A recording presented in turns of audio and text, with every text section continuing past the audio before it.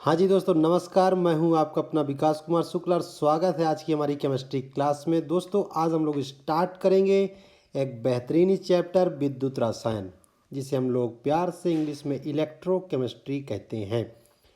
चलिए दोस्तों देखते हैं ध्यान से, कुछ अपन परिभाषा पढ़ते हैं विद्युत रसायन का। देखो आपके सामने लिखा हुआ है कि रसायन शास्त्र की वह शाखा जिसके अंतर्गत विद्युत तथा रासायनिक घटनाओं का अध्ययन किया जाता है विद्युत रसायन कहलाता है।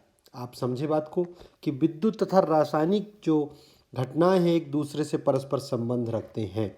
दूसरा चीज़ यहाँ पर देखिए, रसायन शास्त्र की वह शाखा जिसके अंतर्गत विद्युत तथा रासायनिक ऊर्जा के, देखो ध्यान से, संबंध तथा एक दूसरे में परिवर्तन के विषय में अध्ययन किया जाता है विद्युत रसायन कहलाता है। देखो दोस्तों यहाँ पर मैंने कैवेंडिश, एक साइंटिस्ट है जिनका नाम लिखा है मैंने, इन्होंने सर्वप्रथम रिसर्च स्टार्ट किया विद्युत रसायन के बारे में। तो ये पूछा जा सकता है कैवेंडिश। ठीक है, चलिए कुछ हम परिभाषिक शब्द पढ़ते हैं कि आपके पास चालक क्या होता है। देखिए ध्यान से, कुछ परिभाषिक शब्द हैं और हमको उसको पढ़ना है कि चालक क्या होता है। आपके सामने देखिए ध्यान से लिखा हुआ है कि जिन पदार्थों में विद्युत धारा प्रवाहित की जाती है या की जा सकती है उन्हें हम क्या कहते हैं, चालक कहते हैं। और देखिए ध्यान से, अचालक क्या मित्रों, कि जिन पदार्थों में से विद्युत धारा प्रवाहित नहीं की जा सकती है उसे हम लोग अचालक कहते हैं। ठीक है ना, यहाँ तक बातें क्लियर हो गई। अब देखिए आगे इंटरेस्टिंग चीज़ है कि विद्युत चालकों को विद्युत धारा प्रवाह की क्रिया विधि के आधार पर हम उनको दो भागों में बांट सकते हैं। पहला नंबर है मित्रों धात्विक चालक, जिसे हम लोग बोलते हैं मेटेलिक कंडक्टिविटी। चलिए इसका क्या परिभाषा देखिए ध्यान से, धात्विक चालक का, कि इनमें विद्युत धारा प्रवाहित करने पर कोई रासायनिक परिवर्तन नहीं होता, बहुत बढ़िया, किंतु सूक्ष्म मात्रा में ऊष्मा उत्पन्न होती है।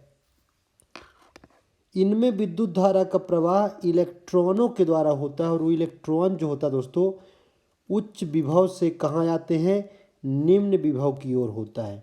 देखिए ध्यान से, धात्विक चालक क्या होते हैं, विद्युत धारा प्रवाहित करने पर कोई भी रासायनिक परिवर्तन नहीं होगा किंतु सूक्ष्म मात्रा में ऊष्मा उत्पन्न होगी, और इनमें जो विद्युत धारा का प्रवाह है वो इलेक्ट्रॉन के द्वारा होता है, और जो इलेक्ट्रॉन का प्रवाह है उच्च विभव से निम्न विभव की ओर होता है। यहाँ तक चीज़ें, बातें जो है क्लियर हो गई। ये हमारे पास विद्युत रसायन का पहला पेज था। चलिए अब हम अगला देखते हैं ध्यान से। हमारे पास क्या मित्रों, दूसरा चीज़ है हमारे पास, देखिए विद्युत अपघट्ट। क्या है आपके सामने, विद्युत अपघट्ट। विद्युत अपघट्ट की परिभाषा क्या मित्रों, कि वे पदार्थ, देखिए मैंने लिख रखा है, वे पदार्थ जो गलित अवस्था में या जलीय विलयन में विद्युत धारा का चालन करते हैं विद्युत अपघट्ट कहलाते हैं। बहुत बढ़िया। तो किस अवस्था मित्रों, सॉलिड में नहीं, ठोस अवस्था में नहीं, या तो पिघला दो या तो गला दो या उनका विलयन बना दो, इन तीनों अवस्था में विद्युत धारा का चालन कर सकते हैं, लेकिन ठोस अवस्था में नहीं करेंगे। तो अगर प्रश्न आए क्या ठोस अवस्था में विद्युत अपघट्ट विद्युत धारा का चालन करते हैं, बिल्कुल नहीं करते। गलित अवस्था में या जलीय विलयन में विद्युत धारा का चालन करते हैं। इनमें विद्युत धारा प्रवाहित करने पर कोई न कोई रासायनिक परिवर्तन होता है, बिल्कुल होगा। और ये सामान्यतः विद्युत धारा का जो प्रवाह है, ठीक है ना, हम प्रवाह पर बात करेंगे, ये समानता विद्युत धारा प्रवाहित करने पर अपघटित हो जाते हैं। मतलब आपने करंट जो है पास किया, इलेक्ट्रिसिटी पास किया, और इनका जो है दोस्तों अपघटन शुरू हो जाएगा। तो इसीलिए लिख रखा है इन्होंने कि विद्युत धारा प्रवाहित करने पर अपघटित हो जाते हैं, इसीलिए इन चालकों को विद्युत अपघट्ट कहते हैं। बहुत बढ़िया। इस प्रकार के चालकों में विद्युत धारा का प्रवाह इलेक्ट्रॉन के द्वारा न होकर धन एवं ऋण आयनों के कारण होता है, या धन एवं ऋण आयनों के द्वारा होता है। जैसे जैसे विद्युत धारा का प्रवाह रुक जाता है, विद्युत अपघट्ट का अपघटन भी रुक जाता है। बहुत बढ़िया। तो आपने क्या सीखा इसमें, कि आप जो है कोई आपके पास जैसे मान लो विलयन है, उस पर इलेक्ट्रोड लगा हुआ है, कोई दिक्कत नहीं है, आपने विद्युत धारा प्रवाहित किया तो ये पदार्थ अपघटित होंगे, इसीलिए उनको हम क्या कहते हैं, विद्युत अपघट कहते हैं। ठीक है ना, मतलब जो विद्युत धारा प्रवाहित करने पर उनका अपघटन होता है, और इनका प्रवाह जो है इलेक्ट्रॉनों के द्वारा न होकर वो किसके द्वारा होता है, धन एवं ऋण आयनों के द्वारा होता है। चलिए अब आपके सामने एक प्रश्न है कि प्रबल और दुर्बल विद्युत अपघट्ट से आप क्या समझते हैं, है ना। तो प्रबल विद्युत अपघट्ट मित्रों आपके सामने है, देखो ध्यान से, ये जलीय विलयन में पूर्ण रूप से आयनित होंगे। प्रबल विद्युत अपघट्ट क्या होंगे, पूर्ण रूप से आयनित होते हैं, ये पहला पॉइंट है। जबकि दुर्बल नाम से है, ये जलीय विलयन में कम आयनित होते हैं, इनका आयनन पूर्ण रूप से नहीं होता है। चलिए देखो, प्रबल विद्युत अपघट्ट जब पूर्ण रूप से आयनित हो जाएंगे, ये बताओ, पूर्ण रूप से आयनित हो जाएंगे तो उनमें आयनन की मात्रा बढ़ जाएगी, और जब आयनन की मात्रा बढ़ जाएगी या आयन की मात्रा बढ़ जाएगी तो देखो विलयन की विद्युत चालकता का मान भी अधिक होगा। इसीलिए देखो लिखा है कि इनके विलयन की विद्युत चालकता का मान अधिक होता है, क्योंकि इसमें आयन ज़्यादा होंगे। इनके विलयन की विद्युत चालकता का मान कम होगा, क्योंकि आयन इनमें कम होंगे। चलिए देखो ध्यान से, प्रबल विद्युत अपघट्ट, तनुता आप बढ़ाएंगे, तनुता बढ़ाने पर इनकी विद्युत जो चालकता पर अधिक प्रभाव नहीं पड़ता। अधिक प्रभाव न पड़ने का मतलब क्या है कि अगर आप तनुता बढ़ाएंगे, जैसे मान लो आपने डाइल्यूशन किया, ठीक है ना, देखो ध्यान से, आपने क्या किया, इफेक्ट ऑफ डाइल्यूशन हम लगा रहे हैं। जैसे मान लो मैंने एक ये ले लिया, मैं एक ढंग से थोड़ा सा बना रहा हूँ, ये सही नहीं बना। अब देखो ध्यान से, जैसे मेरे पास है, मैंने कोई बीकर ले लिया, ये मेरे पास बीकर है, और आपने क्या किया मित्रों, इस पर आपने, ये आपके पास है वाटर है, और आपने इस पर इलेक्ट्रोलाइट डाल दिया, स्ट्रॉन्ग इलेक्ट्रोलाइट, प्रबल विद्युत अपघट्ट, प्रबल। तो ये बताओ उनका आयनन पूर्ण रूप से हो जाएगा। अब तनुता की बात आई है कि तनुता बढ़ाने पर, तनुता बढ़ा रहे हो, मान लो आपने पानी ऐड किया, तो ये आयन अभी पास पास हैं, अब आयन कहाँ हो जाएंगे, थोड़ा दूर दूर हो जाएंगे, तो उनकी गतिशीलता बढ़ जाएगी और विद्युत चालकता का मान तो बढ़ेगा ही। ठीक है ना, तो ये पॉइंट यहाँ पर देखो उन्होंने लिखा है कि तनुता बढ़ाने पर इनकी विद्युत चालकता पर अधिक प्रभाव नहीं पड़ता है, लेकिन चालकता बढ़ेगी। ठीक है ना, लेकिन यहाँ पर देखो, तनुता बढ़ाने पर इनकी चालकता पर अधिक प्रभाव पड़ता है। इसका मतलब क्या, इनकी तनुता बढ़ाने पर इनकी चालकता पर कम प्रभाव पड़ता है, और तनुता बढ़ाने पर इनकी चालकता पर अधिक प्रभाव पड़ता है। इसका कारण क्या है मित्रों, जैसे मान लो आपने दूसरा बीकर लिया, आपके पास दूसरा बीकर है, ठीक है ना, ये चीज़ आपने ले लिया। अब क्या होगा, तुम लोग देखो, इस बीकर में हमारे पास, हम मान लो पानी है ना, कुछ भी है, और हमने क्या कर रखा है, वीक इलेक्ट्रोलाइट ले लिया, दुर्बल विद्युत अपघट्ट, वीक इलेक्ट्रोलाइट।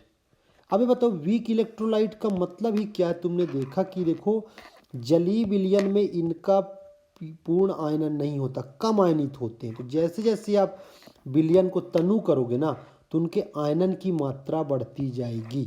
पहले जो दुर्बल विद्युत अपघट्ट हैं, कौन है, दुर्बल विद्युत अपघट्ट, उनका सबसे पहले क्या होगा, आयनन होगा, आयनन होगा, और फिर बाद में वो कहाँ जाएंगे, दूर दूर जाएंगे। ठीक है ना, तो दूर जाने पर चालकता तो बढ़ती है। तो इसमें एक एडिशनल पॉइंट क्या हुआ, दुर्बल विद्युत अपघट्ट का पहले आयनन होगा, फिर बाद में दूर दूर जाएंगे और चालकता बढ़ेगी। दोनों की ही चालकता पर वृद्धि होती है, लेकिन प्रबल विद्युत अपघट्ट पर कम प्रभाव पड़ता है तनुता पर, और दुर्बल विद्युत अपघट्ट पर अधिक प्रभाव पड़ता है। देखो दुर्बल विद्युत अपघट्ट का एग्जाम्पल है एसिटिक एसिड है, अमोनियम हाइड्रोक्साइड है। देखो ध्यान से, यहाँ पर प्रबल विद्युत अपघट्ट है, प्रबल विद्युत अपघट्ट का एग्जाम्पल है CuSO4 है, आपके पास है NaCl है, KCl है, NaOH है, CH3COONA है, KOH है, HCl है और H2SO4 है। तो हमने यहाँ पास इतने सारे पॉइंट डिस्कस किया, और यहाँ पास हमारे पास क्या चीज़ें आ गई दोस्तों, विद्युत अपघट्ट को भी हमने यहाँ पर क्लियर कर लिया है। ओके, चलिए अब हम आगे बढ़ते हैं। हमारे पास है विद्युत अनअपघट्ट। देखो ध्यान से, विद्युत अनअपघट्ट का नाम ही है कि वे पदार्थ जो, देखो ऐसे रासायनिक पदार्थ जो ना तो जलीय अवस्था में और ना ही पिघली हुई अवस्था में विद्युत धारा का चालन कर सकते हैं। ना तो ये जलीय विलयन में करेंगे है ना, और ना ही पिघली हुई अवस्था में, ये दोनों किसी अवस्था में नहीं करेगा विद्युत धारा का चालन। और ऐसे पदार्थ को हम क्या कहते हैं, विद्युत अनअपघट्य कहलाते हैं। और एग्जाम्पल है एथिल अल्कोहल, देखो एथिल अल्कोहल, ईथर, ये लिख लिया मैंने ईथर, और ये ग्लूकोज इनके एग्जाम्पल हैं। चलिए आइए मित्रों, कुछ अब हमारे पास है, कुछ हम अलग शब्द पढ़ते हैं। देखो मैंने यहाँ पर पेज पर लिख लिया है। अब देखो ध्यान से, हमारे पास यहाँ पर चीज़ें शुरू होती। पहला देखो आपके हमने लिखा है ऑक्सीकरण। ऑक्सीकरण क्या कहलाता मित्रों, किसी भी अभिक्रिया में इलेक्ट्रॉन को त्यागना या निकालना। देखो किसी अभिक्रिया में इलेक्ट्रॉन का निकलना, या आप निकाल दें या अपने से निकल जाए, इलेक्ट्रॉन का निकलना ऑक्सीकरण कहलाता है। देखो यहाँ पर जिंक ने क्या किया, 2 इलेक्ट्रॉन यहाँ पर त्याग दिया और 2 इलेक्ट्रॉन त्यागा, तो Zn+2 यहाँ पास बना। अपचयन क्या होगा, इलेक्ट्रॉन को ग्रहण करना। किसी अभिक्रिया में इलेक्ट्रॉन का जुड़ना या वो ग्रहण कर ले, क्या कहलाता है, अपचयन कहलाता है। जैसे देखो यहाँ पर कॉपर+2 है और 2 इलेक्ट्रॉन इसने ले लिया और कॉपर न्यूट्रल हो गया। देखो ध्यान से, ये यहाँ पर कॉपर का क्या हुआ, जिंक का क्या हुआ, यहाँ पर जिंक का यहाँ पर ऑक्सीकरण हुआ, और कॉपर का क्या हुआ, कॉपर का अपचयन हुआ। चलिए तो यहाँ पर बातें क्लियर होगी, ऑक्सीकरण और अपचयन। अब देखो दोस्तों, यहाँ पास आपके पास है रेडॉक्स अपक्रिया। रेडॉक्स अपक्रिया क्या कहलाता है दोस्तों, हम लोग ऑक्सीकरण को और रिडक्शन को, है ना, मतलब ऑक्सीकरण आपके पास है, देखो ध्यान से, ऑक्सीडेशन लिखते हैं ऑक्सीकरण को, और अपचयन को हम लोग लिखते हैं रिडक्शन। ठीक है ना, ऑक्सीकरण क्या है, हम इसको लिखते हैं ऑक्सीडेशन इंग्लिश में, और इंग्लिश में से क्या बोलते हैं मित्रों, रिडक्शन। तो ये बताओ, इसको देखो ध्यान से, REDOX, ये मिल गया रेडॉक्स रिएक्शन, जिसमें देखो ध्यान से ऑक्सीकरण अपचयन अपक्रियाएं दोनों में साथ साथ हो, उससे हम रेडॉक्स अपक्रिया कहते हैं। देखो ध्यान से, वे अपक्रियाएं जिनमें ऑक्सीकरण अपचयन दोनों साथ साथ होता है, रेडॉक्स अपक्रिया कहलाता है। बहुत बढ़िया।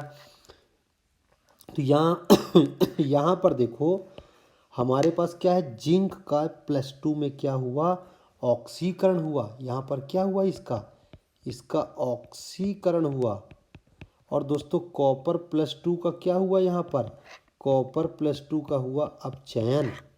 समझे बात को, तो ऐसे आप लोग लिख सकते हो सुंदर सा बना करके। क्लियर, कि इसका यहाँ पर क्या हुआ, ऑक्सीकरण, और इसका यहाँ पर क्या हुआ, अपचयन। तो देखो ध्यान से, यहाँ आप साफ साफ लिख सकते हो कि आपके पास Zn+2 नॉट +2 कॉपर+2 है, आपके पास जिंक है प्लस मित्रों कॉपर+2 है, एंड आपके पास Zn+2 एंड यहाँ पर कॉपर। ये बताओ यहाँ पास क्या हुआ सर, जिंक का ऑक्सीकरण हुआ। क्या हुआ, जिंक का हुआ ऑक्सीकरण। ये बताओ कॉपर का क्या हुआ मित्रों, कॉपर का हुआ अपचयन। अब देखो एग्जाम में अगर 2 नंबर का आता है इतने लिखें, 3 नंबर का आता है तो इसको भी इंक्लूड करके लिख दें। ठीक है दोस्तों, देखो ये एक इसमें एक ऑक्सीकारक और अपचायक की बात मैं कर रहा हूँ। ठीक है ना, तो जिंक ने क्या किया, सामने वाले को इलेक्ट्रॉन दिया, सामने वाले को क्या किया, इलेक्ट्रॉन दिया। अतः यहाँ पर मैं लिखूंगा कि जिंक यहाँ पर किसकी तरह काम कर रहा है, अपचायक की तरह काम कर रहा है। किसकी तरह काम कर रहा है, और चूंकि कॉपर+2 ने क्या किया, सामने वाले से इलेक्ट्रॉन ले लिया, सामने वाले को ऑक्सीकृत कर दिया, है ना, तो इसलिए क्या कहलाएगा, कॉपर+2 यहाँ पर ऑक्सीकारक की तरह पूछा जाता है। ये किसकी तरह काम कर रहा है, ऑक्सीकारक की तरह। ठीक है ना, तो सामने वाले के ऊपर डिपेंड करता है। जैसे जिंक है, सामने वाले को इलेक्ट्रॉन दिया मतलब सामने वाले को अपचयित किया, इसलिए अच्छा अपचायक है। और कॉपर+2 है, कॉपर+2 ने क्या किया, सामने वाले को ऑक्सीकृत किया, उससे इलेक्ट्रॉन ले लिया ऑक्सीकृत करके, इसलिए क्या है, अच्छा ऑक्सीकारक हुआ यहाँ पर। ठीक है, चलिए अब मित्रों हम बात करते हैं, यहाँ पर देखो कुछ छोटे छोटे यहाँ पर हमारे पास चीज़ें हैं, हम बात करते हैं। जैसे पहला चीज़ यहाँ पर निकल कर के आता है ओम्स लॉ। देखिए ध्यान से, ओम का नियम, ओम का नियम क्या कहलाता है, अभी हम बात करेंगे। पहले इसकी कुछ छोटी छोटी शर्तें देख लेते हैं। यह नियम या हम कहें इस नियम का पालन, देखो ध्यान से, इस नियम का पालन धात्विक एवं विद्युत अपघट्ट दोनों प्रकार के चालकों द्वारा किया जाता है। बहुत बढ़िया, मतलब विद्युत अपघट्ट भी इनका पालन करेंगे इस नियम का, और जो धात्विक चालक होंगे वो भी पालन करेंगे, है ना। तो इस नियम का पालन धात्विक एवं विद्युत अपघट्ट दोनों प्रकार के चालकों द्वारा किया जाता है। इस नियम के अनुसार, ये नियम मैं अगर सिंपल सा तुमको बताऊं, ये कहता है कि V directly proportional to the I, ठीक है ना। V क्या है, विभवांतर है, और ना, और I क्या है, एम्पियर मीन्स धारा। तो देखो ध्यान से, तो आप ऐसे लिख सकते हो कि इसको हटाओगे आप तो एक स्थिरांक आएगा I, है ना, RI। R यहाँ पर क्या मित्रों, R यहाँ पर है प्रतिरोध, है ना, प्रतिरोध, जिसकी इकाई क्या होती है, ओम होता है। और इसको हम लोग ऐसे लिख लेते हैं, ठीक है ना, ये आप लिख लो ओम। अब तुम देखो ध्यान से, ये देखो ध्यान से, ये ओम है। अब हम बात करते हैं कि यहाँ पर देखो, इस नियम के अनुसार किसी चालक का विभवांतर उस चालक में बहने वाली विद्युत धारा के अनुक्रमानुपाती होता है। यही तो कह रहा है कि किसी चालक का विभवांतर भी उस चालक में बहने वाली विद्युत धारा I के समानुपाती होता है ना। V मतलब वोल्ट, है ना, समझ बात को। विभवांतर की इकाई क्या है, वोल्ट, और आपके पास विद्युत धारा की इकाई क्या है, एम्पियर, और ये हमने लिख लिया। R की इकाई यहाँ पर ओम है, रेजिस्टेंस। तो क्या कहता है नियम, कि इस नियम के अनुसार किसी चालक का विभवांतर उस चालक में बहने वाली विद्युत धारा के अनुक्रमानुपाती होता है। अनुक्रमानुपाती को तुम लिख लो समानुपाती, है ना, होता है। चलिए भाई, तो अब आप देखो ध्यान से, समानुपाती होता है, और यहाँ पर सारी चीज़ें निकल करके आ गई है। और आपके सामने R क्या है दोस्तों, प्रतिरोध है ना। प्रतिरोध क्या होता है कि आपके पास कोई चालक है, जैसे मान लो मैंने एक तार ले लिया, है ना, ये तार ले लिया मैंने, अब इस पर आप इलेक्ट्रिसिटी फ्लो कर रहे हो, इस पर आप इलेक्ट्रिसिटी फ्लो कर रहे हो, बहा रहे हो, तो ये तार क्या करेगी, इस इलेक्ट्रिसिटी के फ्लो में बाधा उत्पन्न करेगा, ठीक है ना। तो मतलब ये विद्युत धारा बह रही है, ये विद्युत धारा आपने बहाया, और आपके पास ये चालक है, तो ये चालक क्या करेगा, रुकावट डालेगा उस विद्युत धारा के प्रवाह में, जिससे हम लोग बोलते हैं प्रतिरोध, ठीक है ना।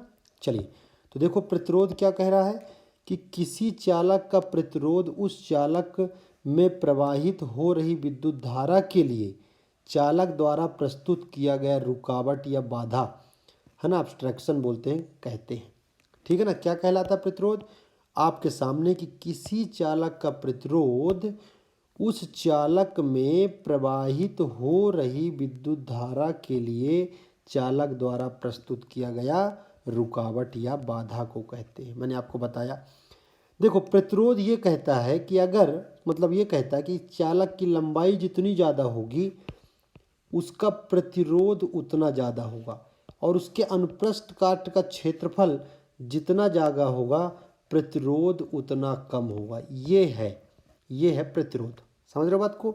तो R प्रतिरोध क्या कहता है, उसके चालक की लंबाई के क्या होता है, समानुपाती होता है, और प्रतिरोध जो होता है उसके अनुप्रस्थ काट के क्षेत्रफल के क्या होता है, व्युत्क्रमानुपाती होता है। तो ए क्या है, चालक का लंबाई, और ए क्या है, अनुप्रस्थ काट का क्षेत्रफल। हम लंबाई को किसमें व्यक्त करते हैं मित्रों, सेंटीमीटर, और अनुप्रस्थ काट के क्षेत्रफल को सेंटीमीटर स्क्वायर, ये तुम लोग जानते हो। देखो ध्यान से, हम आगे बढ़ते हैं कि देखो प्रतिरोध का मान क्या होता है, इसका मान चालक की लंबाई L के अनुक्रमानुपाती होता है, तथा अनुप्रस्थ काट के क्षेत्रफल या एरिया ऑफ क्रॉस सेक्शन भी कह सकते हो, अनुप्रस्थ काट के क्षेत्रफल A अनुप्रस्थ काट के क्षेत्रफल के व्युत्क्रमानुपाती होता है।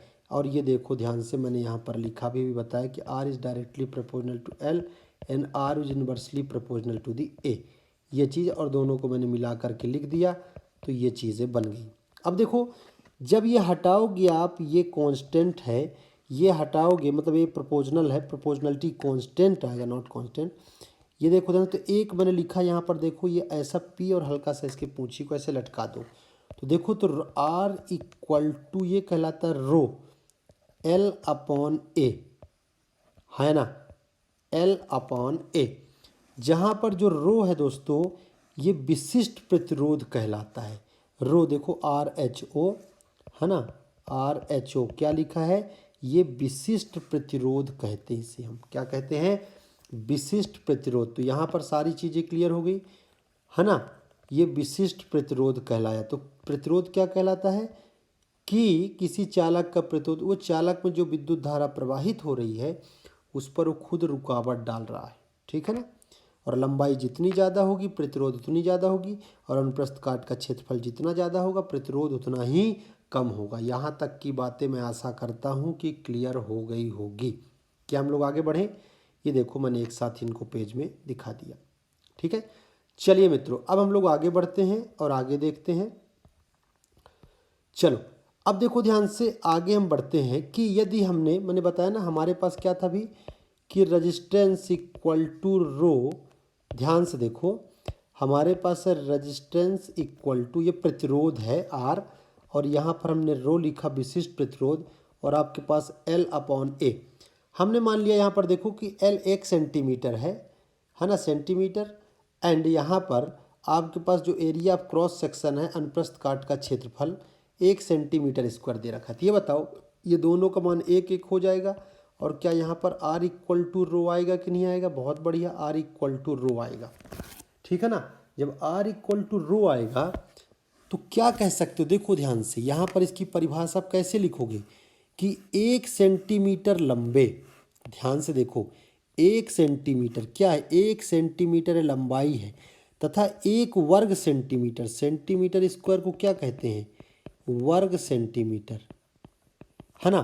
तो 1 सेंटीमीटर लंबे एवं 1 वर्ग सेंटीमीटर अनुप्रस्थ काट के क्षेत्रफल वाले चालक द्वारा प्रस्तुत किया गया प्रतिरोध, देखो प्रस्तुत किया गया प्रतिरोध उस चालक का विशिष्ट प्रतिरोध कहलाता है। बहुत बढ़िया। क्या क्या कह रखा है, 1 सेंटीमीटर लंबे, ये देखो 1 सेंटीमीटर लंबे एवं 1 सेंटीमीटर स्क्वायर अनुप्रस्थ काट के क्षेत्रफल वाले, अनुप्रस्थ काट के क्षेत्रफल वाले चालक द्वारा प्रस्तुत किया गया प्रतिरोध। या कह सकते हो ये क्या हुआ, सेंटीमीटर का स्क्वायर और ये सेंटीमीटर, देखो ध्यान से, सेंटीमीटर, सेंटीमीटर की स्क्वायर कितना होगा, सेंटीमीटर क्यूब।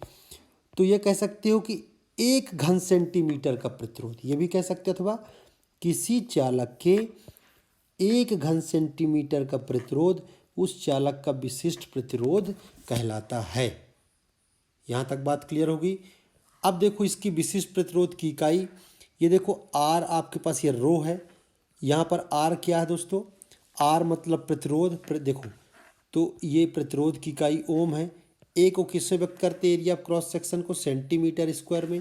L को किस में व्यक्त करते हैं, सेंटीमीटर में। देखो 1 सेंटीमीटर से 1 सेंटीमीटर कट गया, क्या बचा 1 सेंटीमीटर, तो ओम सेंटीमीटर, ओम सेंटीमीटर। क्लियर पॉइंट, इसकी इकाई है, क्या इकाई है मित्रों, ओम सेंटीमीटर। तो आप देखो रो की जो इकाई है वो है ओम सेंटीमीटर, ऐसे लिख लो, चाहे आप तो ये चीज़ लिख लो, ये आपके पास हो गया ओम सेंटीमीटर। चलिए भाई, तो यहाँ तक तो ये चीज़ें क्लियर हो गई, ठीक है। तो विशिष्ट ये इकाई पूछी जाती मित्रों, ये इम्पोर्टेंट है, विशिष्ट प्रतिरोध की इकाई। आप देखो जितने भी इकाई वाली चीज़ें हैं सब पूछी जाती हैं, यहाँ पास ये बन जाएगा। अब ये लिखने को आता है विशिष्ट प्रतिरोध, इम्पोर्टेंट है ये बहुत। अब हम बात करते हैं विद्युत अपघटनी चालकता। देखो ध्यान से, विद्युत अपघटनी चालकता को क्या दिखा रखा है।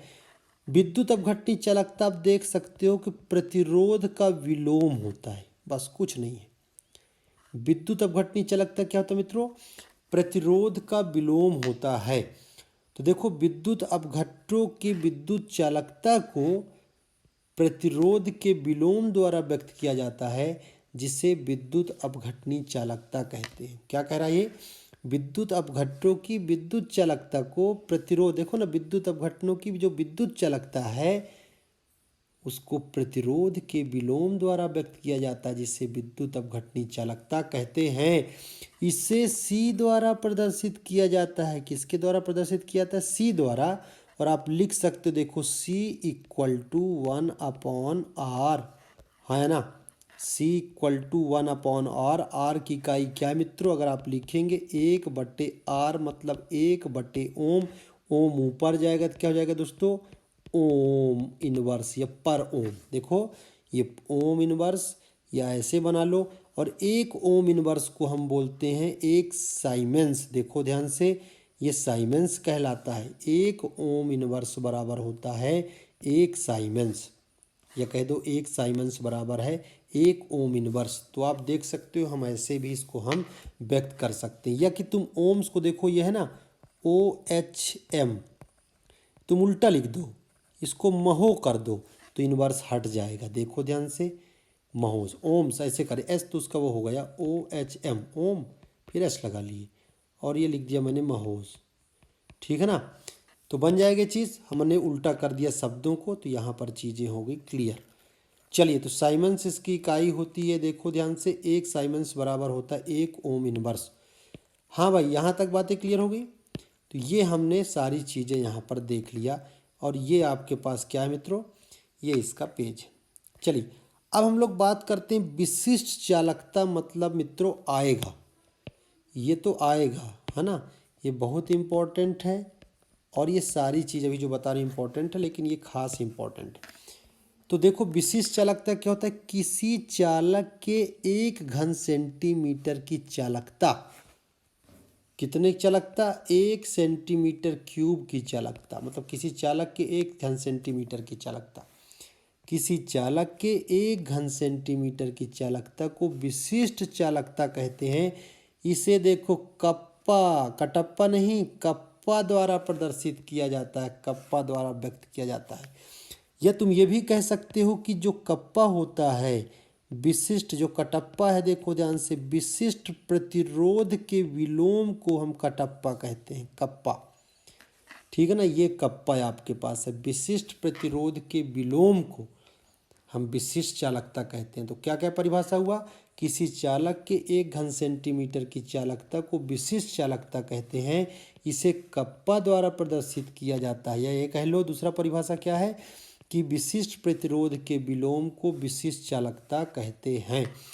अब तुम बताओ, विशिष्ट प्रतिरोध, प्रतिरोध अभी हमने पढ़ा था, विशिष्ट प्रतिरोध क्या होता है ना। देखो ध्यान से, विशिष्ट प्रतिरोध आप निकालो यहाँ पर, ये देखो विशिष्ट प्रतिरोध है, ये विशिष्ट प्रतिरोध, ये तो तुम ये लिख सकते हो, विशिष्ट प्रतिरोध रो इक्वल टू आर, ये एक इधर ले आओ, A/L, ये लिख सकते हो क्या। चलो, तो यहाँ पर तुम देखो ध्यान से, तो विशिष्ट प्रतिरोध तुम लिख सकते हो कि rho equal to are A/L, ये लिख सकते हो, बहुत बढ़िया।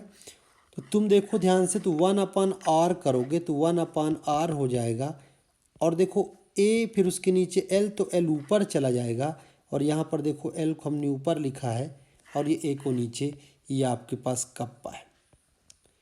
अब ये बताओ, 1/r इक्वल टू, हमने अभी अभी पढ़ा, 1/r इक्वल टू C होता है। C क्या होता है, विद्युत अपघटनी चालकता होती है। तो क्या हम इसके जगह 1/r की जगह हम C लिख सकते हैं। C मतलब क्या है ना, 1/r equal to C, C मतलब सर क्या है, विद्युत अपघटनी चालकता।